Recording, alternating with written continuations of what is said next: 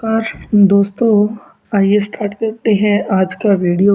आज की वीडियो में हम संविधान के बारे में जानेंगे। पहला क्वेश्चन है, राज्य पुनर्गठन अधिनियम कब पारित किया गया? राज्य पुनर्गठन अधिनियम कब पारित किया गया? ये किया गया था 1956 में। 1956। नेक्स्ट क्वेश्चन है, भारतीय संविधान के किन अनुच्छेदों में नागरिकता संबंधी प्रावधान किए गए हैं? भारतीय संविधान के किस अनुच्छेदों में नागरिकता संबंधी प्रावधान किए गए हैं?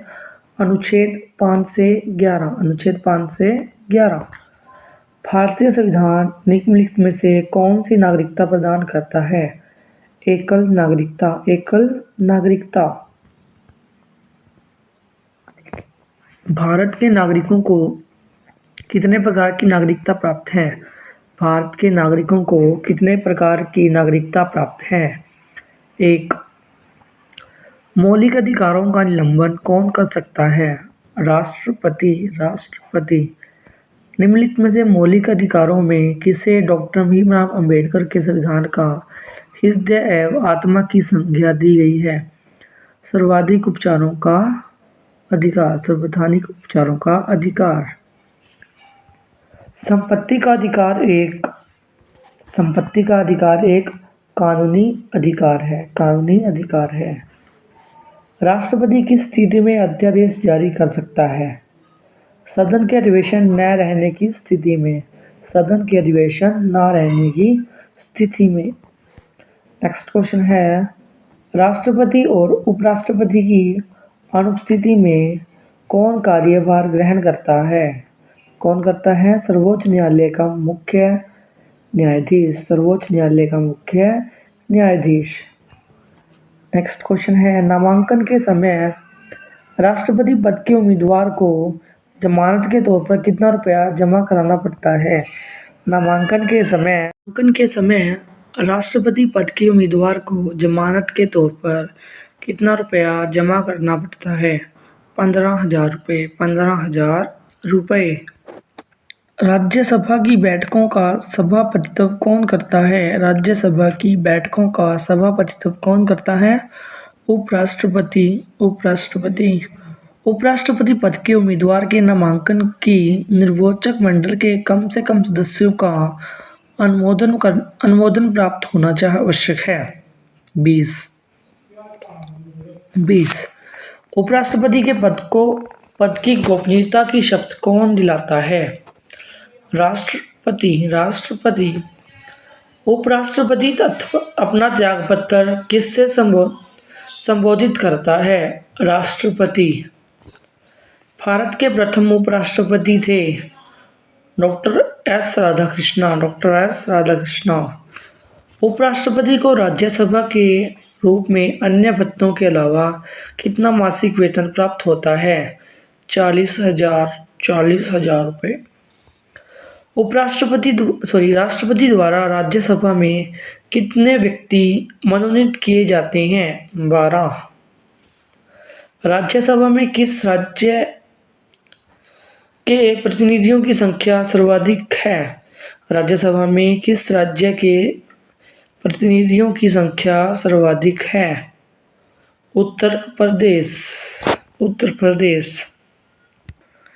राज्यसभा के सदस्यों के लिए न्यूनतम आयु कितनी है? 30 वर्ष। 30 वर्ष। लोकसभा और राज्यसभा में गणपूर्ति संख्या है कुल सदस्य संख्या का 1/10। 1/10। वह कौन सी सभा है जिसका अध्यक्ष उस सदन का सदस्य नहीं होता? राज्यसभा। राज्यसभा। राज्यसभा के उपसभापति का निर्वाचन कौन करता है? राज्यसभा के सदस्य। राज्यसभा के सदस्य। राज्यसभा के सदस्यों को नियमित करने का अधिकार निम्नलिखित में से किसको है? उपराष्ट्रपति को। राष्ट्रपति को। राज्यसभा की बैठकों की अध्यक्षता कौन करता है? उपराष्ट्रपति। उपराष्ट्रपति। राज्यसभा का सर्वप्रथम गठन कब हुआ था? 3 अप्रैल 1952, 3 अप्रैल 1952।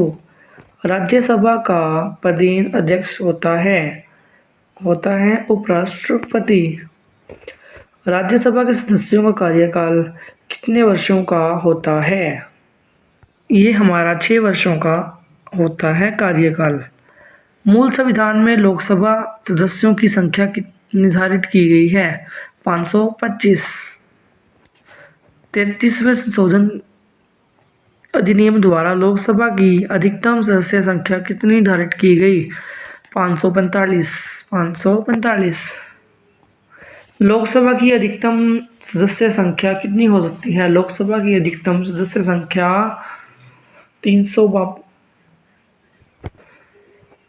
352 हो सकती है। वर्तमान में लोकसभा के कितने सदस्यों की राज्य की जनता सीधे निर्वाचित करती है? 530। 530। राष्ट्रपति अखिल भारतीय समुदाय के कितने प्रतिनिधियों को लोकसभा में मनोनीत करता है? 2। राष्ट्रपति द्वारा लोकसभा में अखिल भारतीय समुदाय के 2 सदस्यों को किस अनुच्छेद के तहत मनोनीत करता है? अनुच्छेद 331। वर्तमान लोकसभा में प्रत्येक राज्य के लिए स्थानों का आवंटन निर्धारित है 1972 की जनगणना पर। 1971 की जनगणना पर। लोकसभा के निर्वाचन क्षेत्रों का सीमा निर्धारण पहली बार निम्नलिखित में से किस ईस्वी या सन में किया गया? लोकसभा के निर्वाचन सदस्यों का सीमा निर्धारण पहली बार निम्नलिखित में से किस सन में किया गया था? 1972। 1972। लोकसभा के लिए प्रथम आम चुनाव कब हुआ था? 1952। लोकसभा के लिए सबसे पहला चुनाव 1952 में हुआ था। लोकसभा का चुनाव लड़ने के लिए इच्छुक व्यक्ति की न्यूनतम आयु होनी चाहिए 25 वर्ष। 25 वर्ष। कौन सा राज्य सबसे अधिक प्रतिनिधि लोकसभा में भेजता है? उत्तर प्रदेश। संघ शासित क्षेत्र दिल्ली कितने प्रतिनिधि निर्वाचित लोकसभा में भेजता है? 7। लोकसभा का सामान्य कार्यकाल कितने वर्षों का होता है? 5 वर्ष। 5 वर्ष।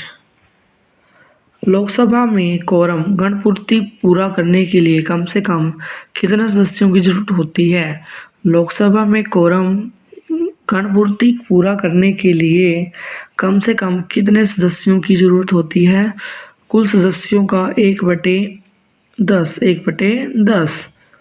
लोकसभा के किसी सदस्य की सदस्यता कितने दिनों तक लगातार अनुपस्थित होने रहने पर समाप्त हो जाती है? लोकसभा के किस सदस्य की सदस्यता कितने दिनों तक लगातार अनुपस्थित रहने पर समाप्त हो जाती है? 6 मंथ। संसद सदस्यों की प्रति माह वेतन के रूप में कितना रुपया प्राप्त होता है? 16,000 रुपये। 16,000 रुपये। लोकसभा अध्यक्ष के वेतन और भत्ते कौन निर्धारित करता है? संसद। संसद के द्वारा लोकसभा अध्यक्ष के वेतन और भत्ते निर्धारित किए जाते हैं। लोकसभा में कम से कम कितने सत्र बुलाए जाते हैं? मतलब कितने बार बुलाया जाता है? वर्ष में 2 बार। वर्ष में 2 बार। राष्ट्रपति लोकसभा को कार्यकाल पूरा करने के पूर्व भंग कर सकता है प्रधानमंत्री की सलाह पर। प्रधानमंत्री की सलाह पर। लोकसभा का विघटन कौन कर सकता है? लोकसभा का विघटन राष्ट्रपति कर सकता है। किसी विशेष दिन लोकसभा में अधिकतम कितने तारांकित प्रश्न पूछे जा सकते हैं? 20। 20। अविश्वास प्रस्ताव किस सदन में लाया जाता है? अविश्वास प्रस्ताव किस सदन में लाया जाता है? लोकसभा। लोकसभा। नेक्स्ट क्वेश्चन है, राष्ट्रपति की नियुक्ति कौन करता है? प्रधानमंत्री की नियुक्ति कौन करता है? यह राष्ट्रपति के द्वारा की जाती है। प्रधानमंत्री की नियुक्ति राष्ट्रपति के द्वारा की जाती है। संघीय मंत्रिपरिषद का अध्यक्ष कौन होता है? संघीय मंत्रिपरिषद का अध्यक्ष कौन होता है?